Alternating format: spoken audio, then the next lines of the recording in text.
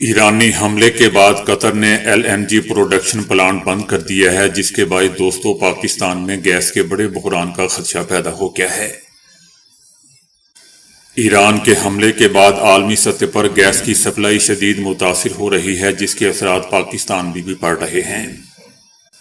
قطر کے اہم production zone کو حملوں میں نشانہ بنایا گیا ہے، جہاں اس وقت نقصانات کا جائزہ لیا جا رہا ہے۔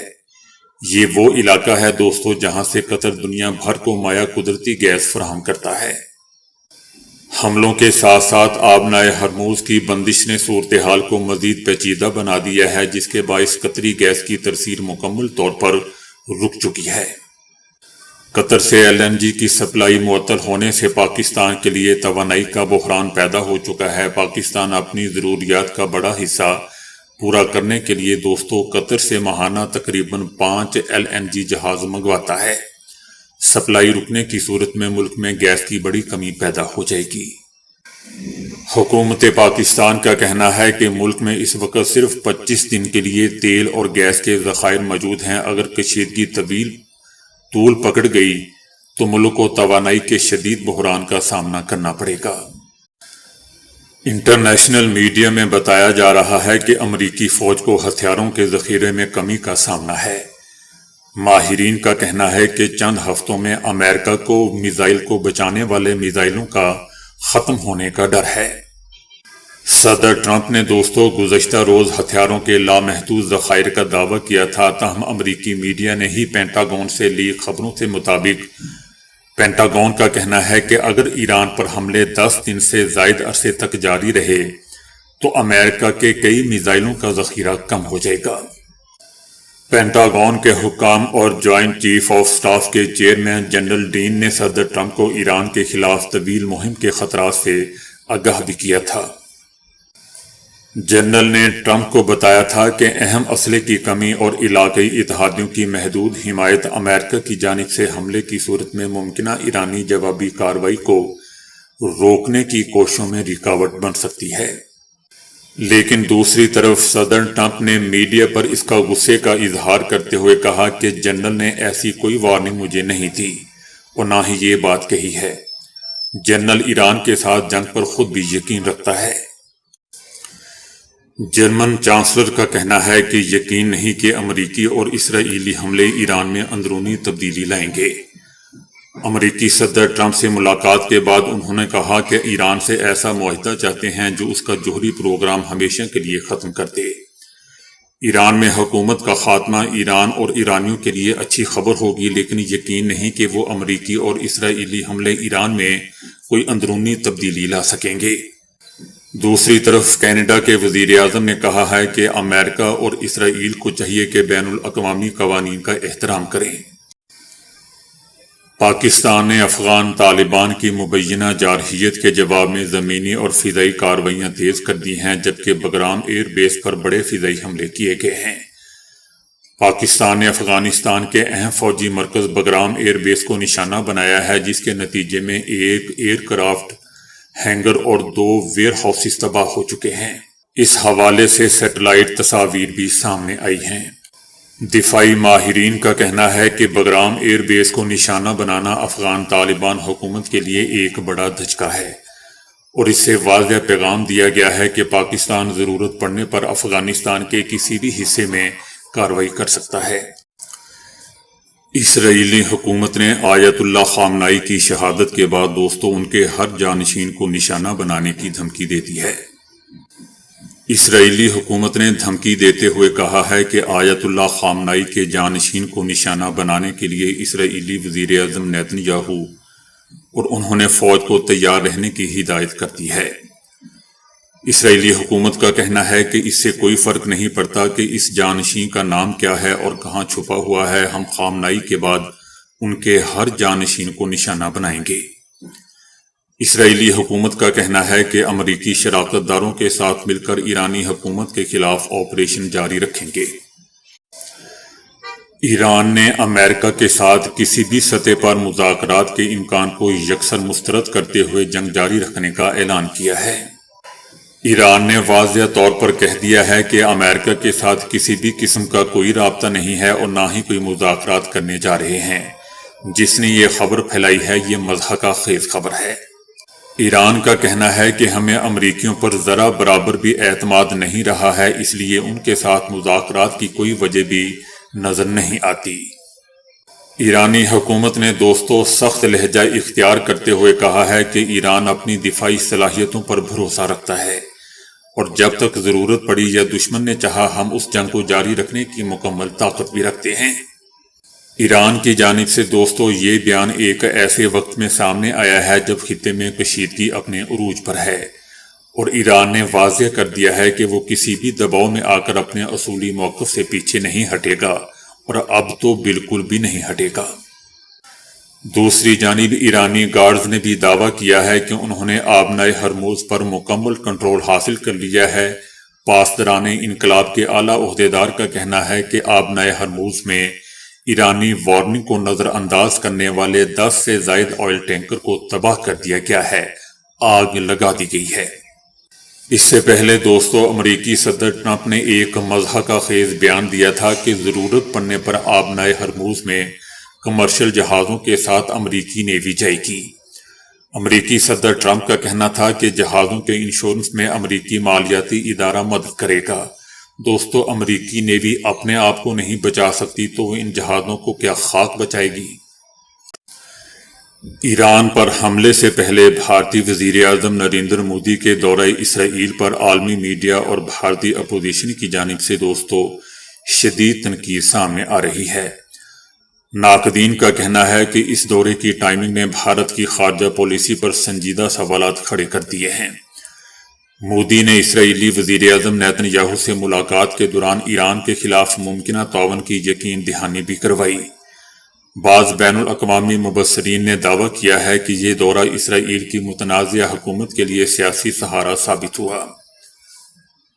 امریکی تجزیہ کاروں نے دعویٰ کیا ہے کہ ایران کے ساتھ بڑھتی کشیدگی کے دوران امریکی بحریہ بھارتی بندرگاہیں استعمال کر رہی ہے، تاہم ان دعووں پر باضابطہ تصدیق سامنے نہیں آئی۔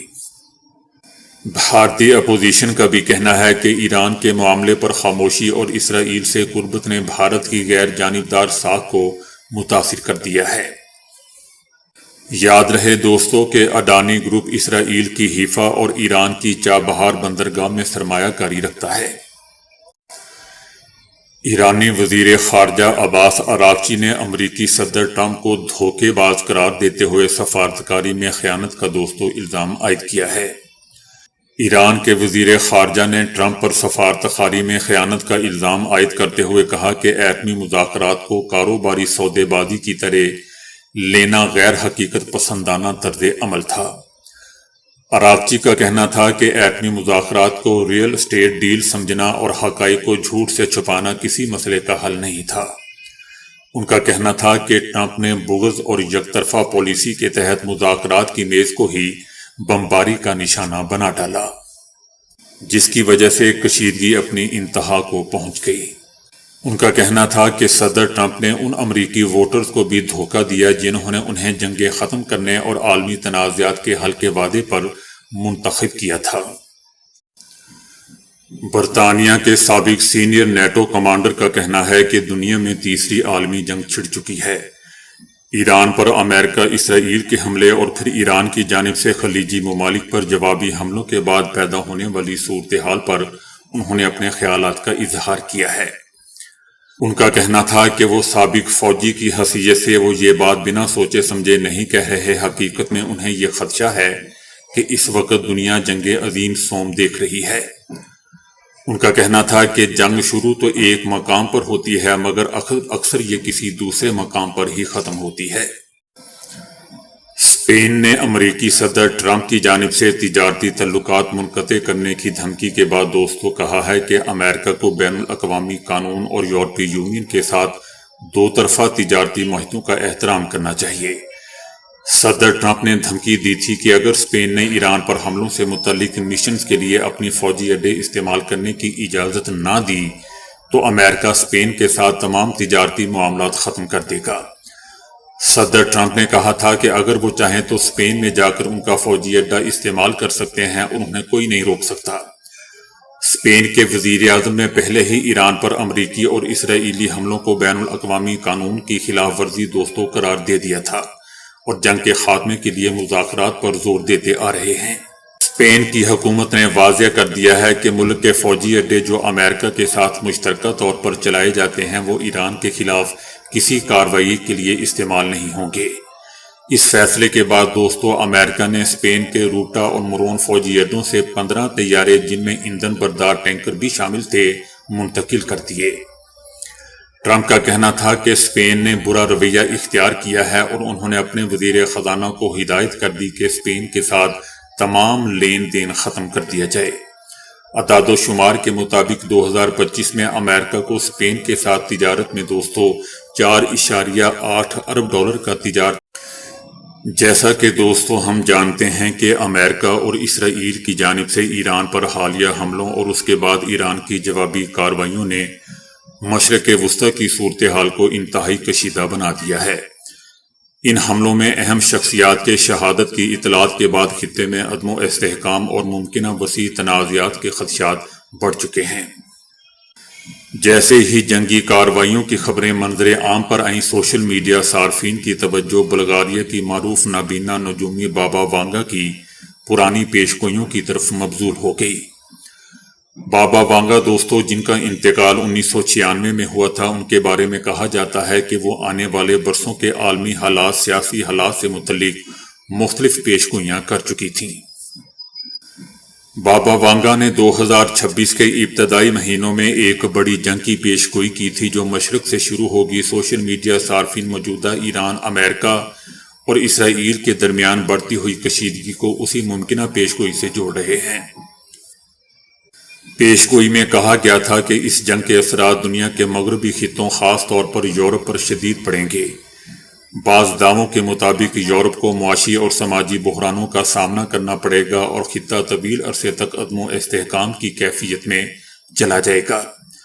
اسی تناظر میں دوستو، بابا وانگا سے منسوب ایک اور دعویٰ بھی گردش کر رہا ہے کہ عالمی تنازعات کے بعد روس ایک بڑی عالمی طاقت کے طور پر مضبوط ہو کر سامنے آئے گا اور بین الاقوامی طاقت کے توازن میں نمایاں تبدیلی آ جائے گی۔ تاہم ماہرین کا کہنا ہے کہ ایسی پیشگوئیوں کی کوئی سائنسی بنیاد موجود نہیں ہوتی اور عالمی حالات کا تجزیہ مستند سفارتی اور سیاسی حقائق کی روشنی میں ہی کیا جانا چاہیے۔ موجودہ صورتحال کے تناظر میں بھی پیشگوئیوں کی بجائے زمینی حقائق اور سرکاری بیانات کو زندہ اہمیت یا زیادہ اہمیت دی جانی چاہیے۔ زندہ یا زمینی اہمیت دوستو پھر یہی نظر آ رہی ہے کہ امریکہ اور اسرائیل ایران سے جوتے کھا رہا ہے۔ چلیں اس کو اس طرح دیکھ لیتے ہیں۔ دوستو، چائنا کے پروفیسر جیان، جو کہ بہت فیمس پروفیسر ہیں، انہوں نے دعویٰ کیا ہے کہ ایران نے 20 سال اس جنگ کی تیاری کی ہے۔ چائنیز پروفیسر جیان کا کہنا ہے کہ امریکہ 21ویں صدی کی جنگ لڑنے کے لیے تیار نہیں ہے۔ جس طرح یہ جنگ آگے بڑھ رہی ہے، ان کا کہنا ہے کہ ایران کو امریکہ پر کئی برتریاں حاصل ہیں۔ حقیقت یہ ہے کہ اس وقت یہ امریکہ اور ایران کے درمیان ایک طویل تھکا دینے والی جنگ بن چکی ہے۔ پروفیسر کا کہنا تھا کہ ایران اس تصادم کے لیے 20 سال سے تیاری کر رہا ہے۔ اپنے مذہبی فکر اور نظریہ آخر کے تناظر میں ان کے نزدیک یہ عظیم شیطان کے خلاف جنگ ہے، ایک بہت بڑے شیطان کے خلاف جنگ ہے۔ پروفیسر صاحب کا کہنا ہے کہ ایران نے اس سے پہلے بھی کئی مشقیں کی ہیں۔ گزشتہ جون میں 12 روزہ جنگ ہوئی تھی جس میں ایرانیوں نے اسرائیل اور امریکہ دونوں کی حملہ آور صلاحیتوں کا جائزہ لیا تھا اور انہیں پرکھا تھا۔ اس کے بعد انہیں 8 مہینے مکمل تیاری کا وقت بھی مل گیا۔ ایران نے اپنے اتحادی گروپوں حوثی، حزب اللہ، حماس اور شیعہ ملیشیاؤں کے ذریعے امریکی ذہنیت کو بخوبی سمجھ لیا ہے اور اب ان کے پاس امریکی طاقت کو کمزور کرنے اور بالآخر امریکی سلطنت کو ختم کرنے کی حکمت عملی موجود ہے۔ ایران دراصل دوستو صرف امریکہ سے نہیں بلکہ پوری عالمی معیشت کے خلاف جنگ لڑ رہا ہے۔ وہ خلیجی تعاون کونسل یعنی GCC کے ممالک کو نشانہ بنا رہا ہے۔ وہ امریکی اڈوں کے ساتھ ساتھ ان کے توانائی کے بنیادی ڈھانچوں پر حملہ کر رہا ہے۔ آگے چل کر وہ پانی صاف کرنے والے پلانٹس کو بھی نشانہ بنا سکتا ہے۔ جو ان تمام ممالک کی شہرک مانا جاتا ہے کیونکہ ان کے پاس قدرتی تازہ پانی نہیں ہے۔ حقیقت دوستو یہ ہے کہ خلیجی ممالک کی 60 سے 70% پانی کی فراہمی انہی پلانٹ سے ہوتی ہے۔ اگر $50,000 کا صرف ایک ڈرون ہی ریاض جیسے شہر کے کسی بڑے پلانٹ کو تباہ کر دے جہاں 1 کروڑ آبادی ہے تو وہ 2 ہفتوں میں پانی سے محروم ہو جائیں گے۔ اسی طرح ایران نے عملاً آبرائے ہرموز بند کر دی ہے، جبکہ خلیجی ممالک اپنی 90% خوراک بھی اسی راستے سے حاصل کرتے ہیں۔ اس وقت ایران سعودی عربیہ، متحدہ عرب امارات، بحرین اور قطر کے وجود کے لیے خطرہ بن چکا ہے۔ مانا جاتا ہے دوستو کہ یہ بہت ہی اہم اس لیے ہے کیونکہ خلیجی ریاستیں امریکی معیشت کی بنیاد ہیں۔ وہ پیٹرول ڈالر بیچتی ہیں اور پھر انہی ڈالرز کو امریکی سٹاک مارکیٹ میں دوبارہ سرمایہ کاری کرتی ہیں۔ اس وقت امریکی معیشت مصنوعی ذہانت یعنی AI کے ڈیٹا سینٹر میں سرمایہ کاری پر کھڑی ہیں، جس میں بہت بڑا حصہ خلیجی سرمایہ کاروں کا بھی ہے۔ اگر خلیجی ممالک تیل فروخت نہ کر سکیں یا AI میں سرمایہ کاری نہ کر سکیں تو یہ AI بلبلہ پھٹ جائے گا، اور اس کے ساتھ ساتھ امریکی معیشت بھی، جو ان کے مطابق ایک سکیم پر کھڑی ہے۔ امریکی فوج دوستو 21ویں صدی کی جنگ لڑنے کے لیے ڈیزائن نہیں کی گئی، بلکہ امریکی فوج صنعتی نظام دوسری عالمی جنگ کے بعد سرد جنگ لڑنے کے لیے بنائی گئی تھی، جہاں ٹیکنالوجی اور طاقت کا مظاہرہ بہت اہم تھا۔ امریکی دفاعی نظام انتہائی مہنگی اور پیچیدہ ٹیکنالوجی پر مبنی ہے، اسی لیے اس جنگ میں دوستو عدم تعاون نظر آ رہا ہے۔ $1 ملین کے میزائل $50,000 کے ڈرون کو گرانے کی کوشش کر رہے ہیں، جو طویل مدت میں پائیدار اسٹریٹجی نہیں ہے۔ یاد رہے دوستو کہ یہ امریکی ناقابل شکست ہونے کے تاثر کے خاتمے کا آغاز ہے، جو سرد جنگ کے بعد امریکی بالادستی کی بنیاد تھا۔ یہ نہ صرف عالمی معیشت بلکہ پیٹرو ڈالر اور امریکی ریزرو کرنسی سسٹم کے خاتمے کی بھی علامت ہے۔